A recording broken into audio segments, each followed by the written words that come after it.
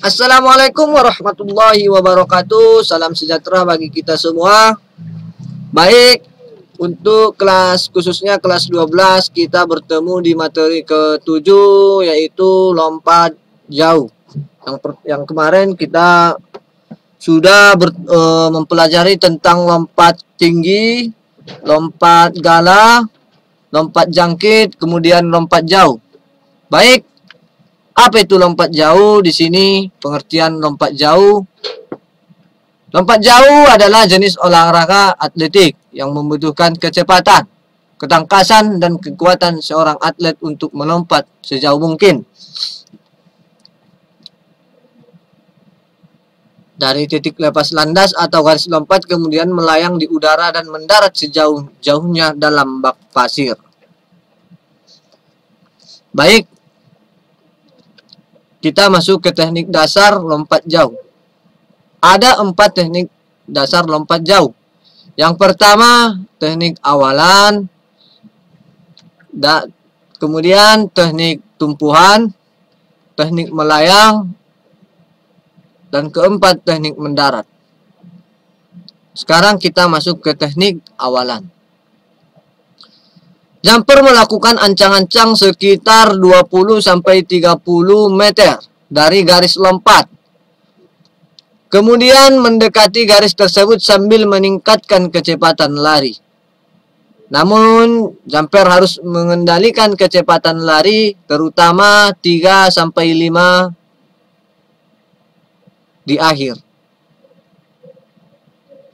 Misalnya, ketika atlet tersebut akan sampai ke menuju tolakan, dia harus mempersiapkan diri sekitar 3 atau sampai 5 langkah lagi menuju tolakan. Itu dia teknik awalan ini.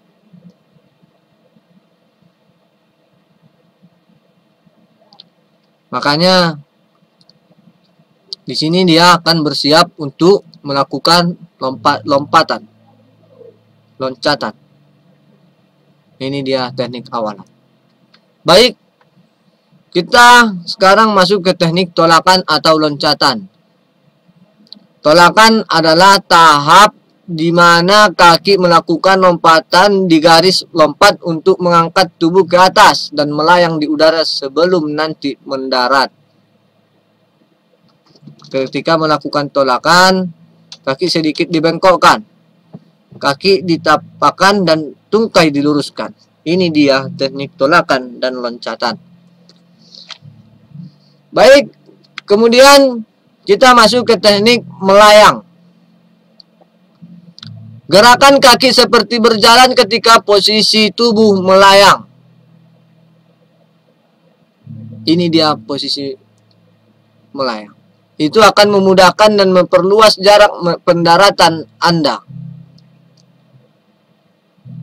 Selain itu, ada beberapa hal yang harus diperhatikan ketika tubuh kita berada dalam posisi melayang.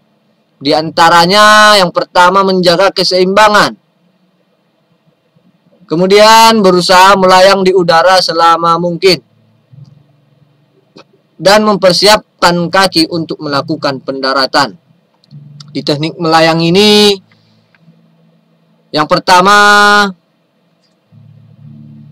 yang kita perhatikan adalah menjaga keseimbangan, berusaha melayang di udara selama mungkin, mempersiapkan kaki untuk melakukan pendaratan. Baik, kemudian teknik mendarat. Pendaratan dilakukan cara menunduk kepala, mengayunkan lengan dan menggerakkan pinggang ke arah depan. Hal ini dilakukan agar ketika proses pendaratan, anggota badan lain tidak menyentuh pasir lebih belakang daripada kaki. Di saat pendaratan yang dihitung itu posisi tubuh paling belakang. Misalnya tangan paling belakang, dari tangan dia dihitung. Itu dia teknik mendarat. Sekarang kita masuk ke macam-macam gaya lompat jauh. Yang pertama di sini ada gaya jongkok atau gaya mengembang. Gaya ini merupakan gaya lompat jauh tertua. Gaya jongkok mudah dilakukan karena jumper hanya harus menekuk kedua kaki mirip seperti posisi jongkok ketika melayang di udara. Ini dia gaya jongkok.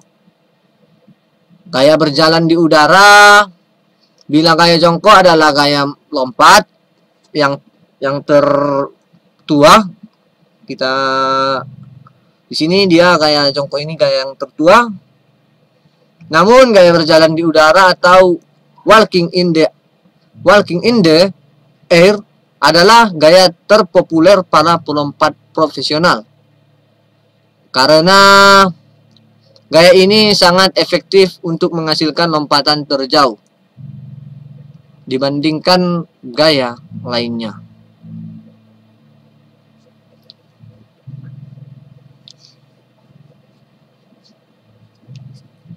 Kemudian gaya berjalan di udara ini, bila gaya berjalan di udara ini, teknik lompat jauh berjalan di udara dimulai dari saat kaki tumpu melakukan tolakan dan loncatan. Ketika tubuh melayang di udara, lakukan gerakan seperti melangkahkan kaki. Makanya dikatakan gaya berjalan di udara.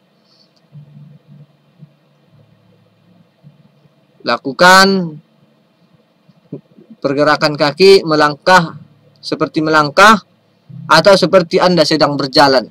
Ini dia. Makanya dikatakan gaya berjalan di udara. Baik, kita masuk ke gaya menggantung. Teknik lompat jauh menggantung adalah teknik di mana ketika tubuh melayang, posisi dada dibusungkan ke depan, kedua tangan diangkat ke atas, sedangkan kedua kaki ditekuk ke belakang. Hal ini untuk membuat tubuh selama mungkin berada di udara. Baik, kita masuk ke peraturan lompat jauh.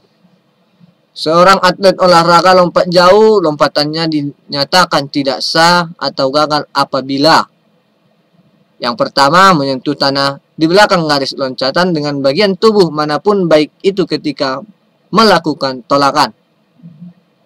Yang kedua, ketika melakukan pendaratan, pelompat menyentuh bagian lain di luar area pendaratan.